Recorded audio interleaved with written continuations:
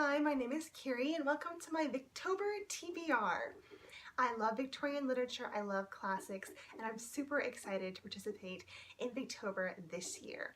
So for those of you who are not familiar, Victober is a month-long reading challenge hosted by Kate from Howe, Katie from Books and Things, Ange from Beyond the Pages, and Lucy from Lucy the Reader. I will link all of their channels down below. They have fabulous announcement videos full of recommendations for each of their challenges. My TBR is ambitious, to say the least, and I'm not sure I will get through them all, but I'm going to have so much fun trying. So, down to the books. Kate's challenge is to read a Victorian book with a proper noun in the title. And the first one I'm going with is Daniel Deronda. This way. Up to this year, I thought I really hated George Eliot.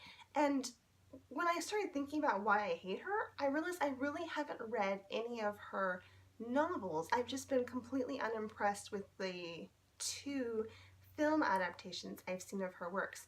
And that seems really unfair. You should not judge an author by the films they make of their work. I found the characters incredibly selfish and irrational in the movie, and I'm really hoping that the novel sheds some insight as to why they are doing what they're doing, and then it suddenly makes more sense to me. I have great hopes of that because one of the others that also has a proper name in the title is Middlemarch. And I started Middlemarch, the read-along group, back in, I think, August. And this is another one that I hated the mini-series, but I am loving the book. I am just so thrilled that I gave this one a chance, and the story is just really compelling and moving me. I'm so sorry that I didn't pick it up before now. My read-along is not supposed to finish until the end of November, but I'm going to, I think, jump ahead. I'm not good at slow-paced reading like that. So I'm going to go ahead and cheat and finish this one here in October for Victober. Next up, I have on my TBR Shirley by Charlotte Bronte. And this one was on my list because Lucy the Reader put up a fabulous reading challenge for the year where you read 6 Bronte books through the year. I've read several of them. I'm a little bit behind. Shirley is one of them. I know nothing about this story, absolutely nothing. However, I loved Jane Eyre, and I think this one is actually Lucy's favorite, which is making me really excited to get to it. Also on my list, because of the Bronte 200 book club list, is The Tenant of Wildfell Hall. I think this one might deal with maybe an abusive spouse relationship or maybe a marital abandonment. I'm actually not sure about this one either, but I am really looking forward to reading another Anne Bronte book. Also on my list for this challenge is the beautiful Jane Eyre, something I'm really looking forward to rereading because I love this story. I feel like it's incredibly well written, very moving, just the right amount of gothic creepiness, but like not really scary, just, you know, that sort of thriller element. I think it's gonna be perfect for this time of year. Second challenge is Ange's, and that is read a Victorian book by one of the host favorite Victorian authors. There are 4 authors to choose from. Ange's favorite author is Thomas Hardy. Kate's is Elizabeth Gaskell. Katie's favorite author is Charles Dickens, and Lucy's favorite author is Charlotte Bronte. I decided to put a book on my TBR from all 4 of the authors. I have 2 Charlotte Bronte books already on my TBR from Kate's challenge. Those will be my ones that count toward Lucy's favorite author, Charlotte Bronte, Jane Eyre, and Shirley. For Kate's favorite author, Elizabeth Gaskell, I am planning to reread North and South. Now, I considered picking up a new Elizabeth Gaskell books. I've read several books by Elizabeth Gaskell, but not all of them quite yet. However, I am in school and I find rereads sort of cozy and comforting this time of year, especially when I'm really busy. This one is like an industrial Victorian telling, almost, it's a similar story to Pride and Prejudice. I love it. It is just so wonderful. It's among my favorite Victorian books, and I'm really looking forward to rereading it. Katie's favorite Victorian author is Charles Dickens. I have read several Dickens books, but I have not yet gotten to Oliver Twist. So I decided to put this on my TBR. It is shorter for being one of his books, and I feel like it's one of his better known books, and yet one I have not read. So really looking forward to getting this off my TBR. And last but not least is Ange's favorite author, and that is Thomas Hardy. Thomas Hardy and I have had a rocky relationship. I have read 4 maybe of his books, and I have not liked any of them. Not because the writing itself was not beautiful, but because there were elements of the stories that just rubbed me completely wrong.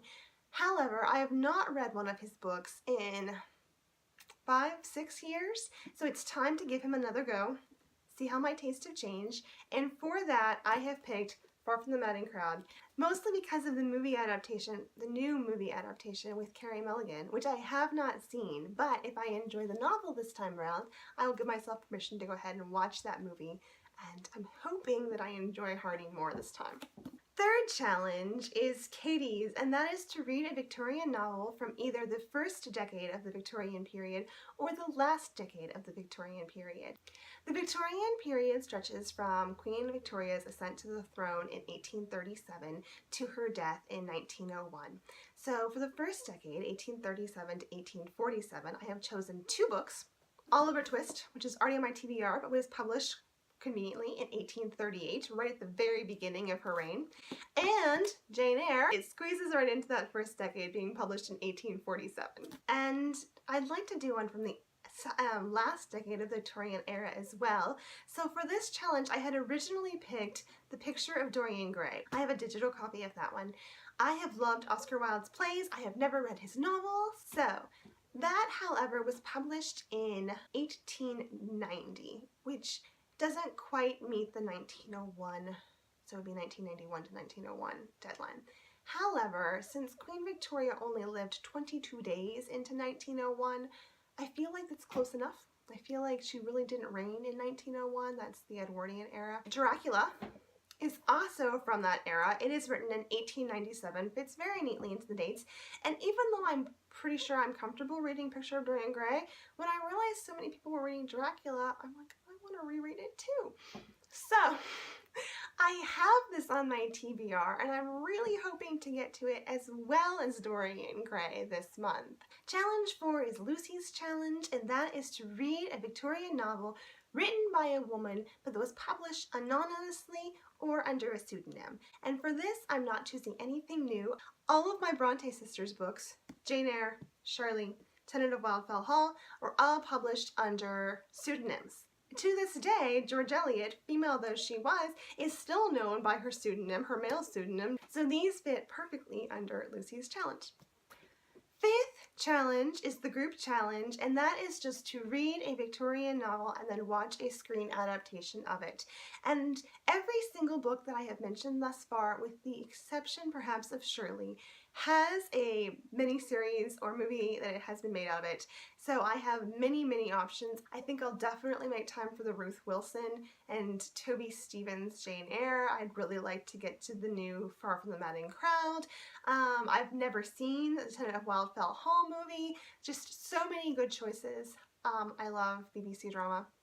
So hopefully I will enjoy those, and I think my mom will love watching them with me. I think I can talk her into having some girl movie nights. And in case these weren't enough, I have one more book that was already in my 2018 TBR that I realized was written during the Victorian period, even though it was not written in Victorian England or the United Kingdom.